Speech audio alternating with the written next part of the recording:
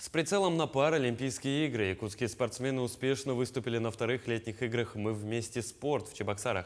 На их счету 6 золотых и 5 серебряных медалей. Подробнее об успехах и амбициях спортсменов расскажет Марфирина Алексеева. Этим летом в городе Чебоксары прошли два крупных старта – чемпионат России, затем и вторые летние игры паралимпийцев. Республику на этих соревнованиях представили 8 спортсменов. Результатом выступлений стали выполнение нормативов мастера спорта международного класса и новый рекорд России по толканию ядра. Летние игры паралимпийцев у нас, проходили по программе паралимпийских игр, которые пройдут в следующем году в Париже. Это был первый этап отбора в сборную команду России. И наши ребята показали хорошие результаты и заявили о себе. Саргалан Семенов отличился трижды. В беге на 400 метров он финишировал первым, а в беге на 100 метров и прыжках в длину стал обладателем серебряных наград. При этом в последнем виде он выполнил норматив мастера спорта международного класса. Сейчас спортсмен готовится к февральскому Кубку России. Вот этого чемпионата России я хотел выиграть уже 6-й год, получается.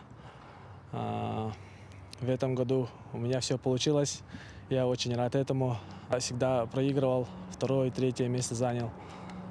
Потом на этот год получается выиграть чемпионат России. И это очень круто.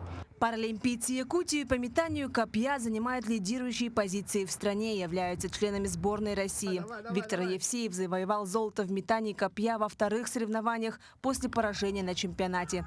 Игры выдались напряженными. Поборолись, проиграл, потом реванш состоялся на Липе. Остапенко раньше меня метал. Сначала он, потом я.